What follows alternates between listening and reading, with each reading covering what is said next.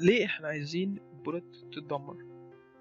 لو لاحظنا ان كل بولت بتعمل جيم اوبجكت جديد في الهيراركي، ومع استمرار زيادة الجيم اوبجكتس ده هيخلي عندنا لاج في اللعبة، واللعبة مش هتبقى playable أو محدش يعرف يلعبها في الحالة ديت. فاحنا لازم بعد فترة معينة ندمر البولت علشان ما تاخدش مساحة في الميموري، وعلشان اللعبة مش يبقى فيها لاج. فازاي نقدر ندمرها؟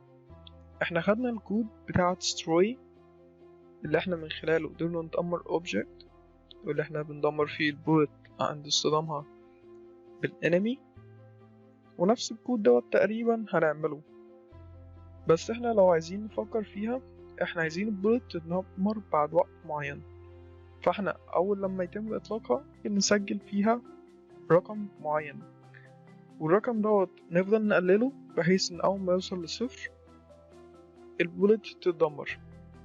فاللي احنا نتعلمه في المحاضرة ديت هو ازاي اللي احنا نعمل الكلام دوت. نفتح سكريبت بولت، هاجي فوق واعمل متغير جديد واللي هو حياة البولت، برايفت اخليه float واقول عليه اللايف تايم. انا عايز اللايف تايم دوت مبدئيا ممكن اخليه 5 ثواني، فاخليه 5. وبما انه float انا ممكن اكتب بعد اي قيمة لفلوت لو عندي ايرور اكتب بعدها f اللي هي جاية من float. دلوقتي اللي احنا محتاجين نعمله ان في كل فريم نقلل اللايف تايم مقدار المدة اللي بتعدي. فاحنا لو عدت نص ثانية ساعتها اللايف تايم يبقى 4.5، لو عدت ثانية ساعتها اللايف تايم يبقى 4 ثواني. فازاي نعمل كده؟ الكود اللي بيتم تنفيذه في كل فريم هو update. احنا ممكن ننفذه fixed update، هي افضل من update.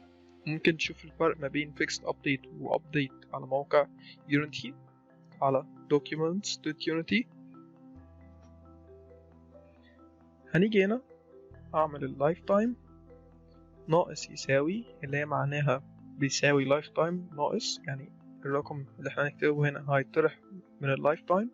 لو كتبنا 1 معناها ان كل فريم اللايف تايم هيقل بمقدار 1، بس الفريم ما بياخدش ثانية في التحميل.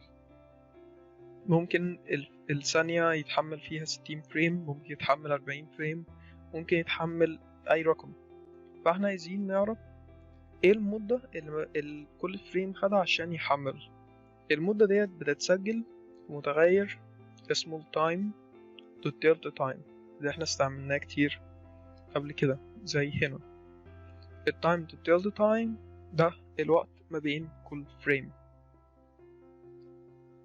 معنى السطر ان اللايف تايم هيقل بمقدار الوقت اللي ما بين كل فريم اللي كل فريم بياخده عشان يتحمل لما كل فريم جديد يجي. ده معناه انه هيقل بمقدار الوقت. فاحنا كده عندنا اللايف تايم هيفضل يقل لحد ما يوصل للصفر.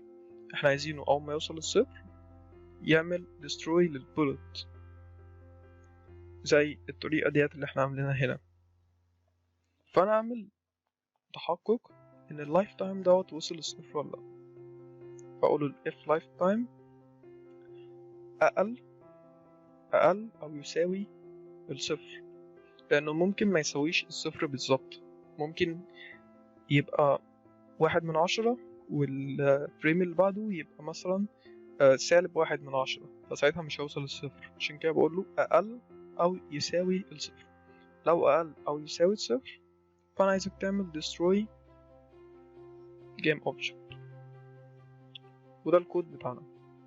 ممكن عشان نحسن برضو من الكود دوت نيجي اقول له لو هو مش بيساوي الصفر، او لو هو اكبر من الصفر في الحالة ديت، لان هنا لو هو اقل او يساوي فالحالة ديت لو هو اكبر اللي احنا مش دخلناها في جملة الاف، فاقول له لو هو اكبر ساعتها قلله بمقدار التايم بالتوتال تايم. وده يبقى عندنا الكود اللي هيدمر البولت بعد وقت معين. هنيجي عند البلايرز بولت ونحدد اللايف تايم بتاعها نخليه 5. وهنيجي نجرب نشغل اللعبة. هنجرب نضرب بولت ونركز معاها هنا. هنلاحظ ان اللايف تايم قاعد عمال يقل، او ما يوصل لصفر البولت اختفت. هو دوت الكود اللي احنا محتاجينه عشان نعمل وقت معين او تايمر، او لما يخلص يدمر حاجة معينة.